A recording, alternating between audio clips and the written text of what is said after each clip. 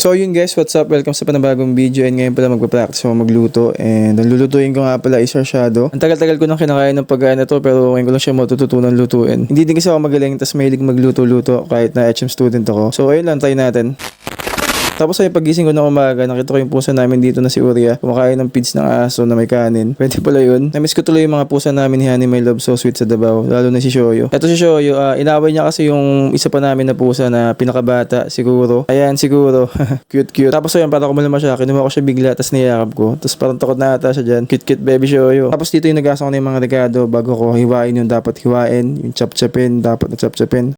Ayun, tapos onting mic test lang ng panigay ulit. Ingay talaga ng mga to. Tapos yun dito naglagay na ako ng mantika kasi magigasa na ako. Tapos pinakita ko dito yung piniritong isda. Hindi ko na siya binidyoan kasi pinirito lang din naman. Tapos something kulot kasi ang cute nila.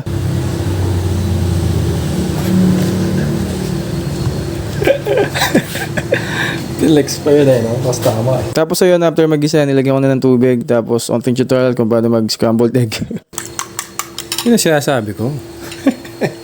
So ayun, nilagay ko ng scrambled egg. Pero sabi ni Lola, dapat inuna ko yung isda muna bago yung scrambled egg. Pero okay na yan kasi nauna naman yung itlog sa manok. Tapos dito, tikiman portion na. Tansya-tansya kung masarap o hindi. O kung dapat ba itapon. Di joke lang, huwag kayong magtatapon na pagkain, masama yun. Pero syempre, di pa nga ako sanay, nagpa-practice pa ako. Kaya tinawag ko na yung import ko na galing ba sa ibang lugar. Si Lola Juby. Naglagay ka ng magic sarap. Hindi lang. Maglagay ako? May magic sarap sila dyan Lagyan ako? Lagyan ko lang? O, lagyan mo. Ayun na, eto na, panalo na, magic syrup na eh.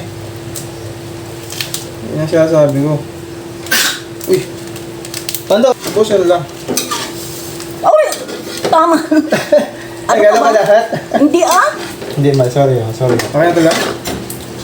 Masado na? Masyado na si... Ay, ano ba yan? Baliktad. Bumalik na. Okay lang yun na, ubusin naman namin yun. Ito si Lola, isa sa pinakamagaling na magluto sa buong mundo. Sabi niya nga sa akin, siya daw nagturo kay Gordon Ramsay eh. Search nyo. Patong, masalo ba? Parang... Pero sa akin tama lang. Ayan o. Tama lang na. Oo. Yun ang sinasabi. Tapos bago kumain, eto na. Pinakagusto kong gawin talaga. Maghugas ng plato. Di nga. Tapos ayun, dito nagsandok na ako. Tapos pinilit ko silang kumain kahit di sila gutom. Tapos nagtira ako ng 2 prito para for safety purposes lang. Alam mo yun, alam nyo na. Kaya shoutout ka na. Kumusta mga... Hello! Tapos ayun, bago kumain, wag kakalimutan mag-pray, magpasalamat sa Diyos kasi sa kanya yung blessing. And sana po magustuhan nila yung luto ko. Thank you, Lord. Tensya na, napilitan si Lola eh. Tapos dito pinilit ko si Lola na umupo sa tabi ko para makita siya sa camera. So ayan, ayun na nagturo kay Gordon Ramsay. Tapos ayun, after namin kumain, thank God, nagustuhan naman nila. Kumain kami ng Mrs. Donut kasi busy si Mr. Tapos ayun, kinagabihan, may nakuhaan akong kababalaghan. Ito, may nasa taas ng rep. Si Urian natutulog. Sarap ng tulog niya ito. Yun lang, so matutulog na lang ako. Good night.